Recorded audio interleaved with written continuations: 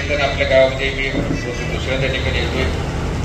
पहिल्यांदा जे आलो होतो आपल्या विधानच्या निकालाच्या आधी आलो होतो आणि नंतर या ठिकाणी आपल्याला माहिती निकाल लागल्याच्या नंतर आपल्या जसं सगळ्यांनी ठरलं तर ती दुसरी बैठक आपल्या आभाराची. या ठिकाणी उपस्थित असलेले आमचे मित्र सागर चाळके साहेब आमचे, आदरणीय खंजिरे साहेब आमचे, साईराव चव्हाण साहेबचे मित्र, विनयराव माझे आमच्या कम्युनिस्ट पक्षाचे सन्माननीय सदा मरावरी साहेब, आमचे मित्र सन्माननीय भावस्कर साहेब, आमचे दुसरे मित्र कारणे साहेब, आमचे तरुण मित्र सुहासराव जांभळे साहेब, आमचे मोरबाई साहेब, आमचे मित्र तेलनाडे सरकार, आमचे अबरा बापू, आमचे धर्मपुत्तीकर साहेब, या ठिकाणी उपस्थित असलेल्या सगळेच व्यासपीठावरचे सगळ्याच पक्षांच्या या ठिकाणी महाविकास आघाडीचे सर्व घटक पक्षांचे, काँग्रेस, शिवसेना, उद्धव बाळासाहेब ठाकरे पक्ष, राष्ट्रवादी काँग्रेस आपला पवारसाहेबांचा पक्ष, कम्युनिस्ट पक्ष, आम आदमी पार्टी, शेका पक्ष आणि सगळ्या संघटनांच्या आपल्या इथं मोठ्या ताकदीनं आपल्या पद्धतीच्या सगळ्या संघटना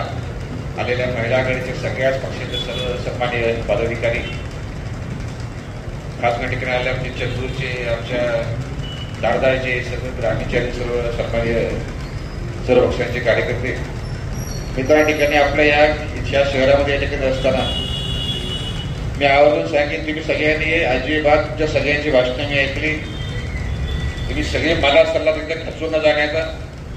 मुळामध्ये तुम्ही सगळे खचलेला, मी अजिबात खचलेलो नाही.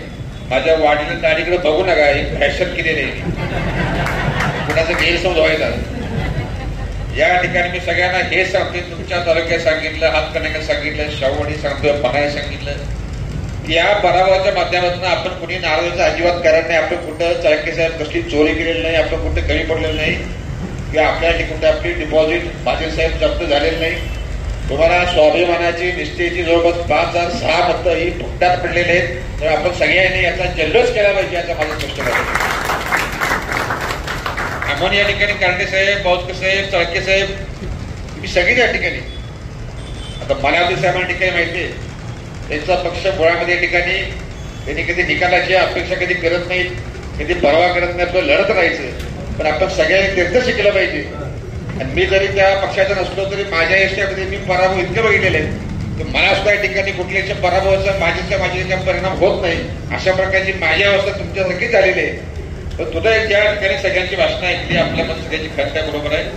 तुम्ही प्रयत्नचे आणि जो माझ्या प्रामाणिक प्रयत्न करतो त्या माणसाला खऱ्या अर्थानं निकालाची अपेक्षा असतील. त्यानिमित्तानं आपला विजय व्हावा की आपल्या कष्टाचं चीज व्हावं अशा प्रकारची अपेक्षा असणं हे स्वाभाविक आहे.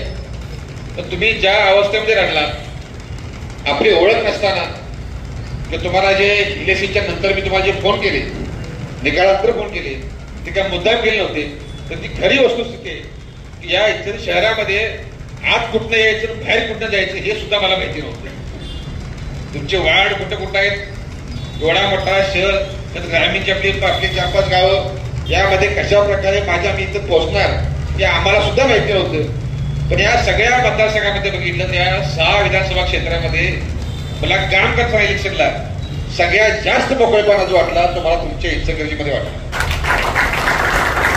तर इथं आले की या ठिकाणी कोण कुठल्या पक्षाचा हे आम्हाला कळायचंच नाही, उमेदवार कुठल्या पक्षाचा आहे याची कोणी परवा केलीच नाही.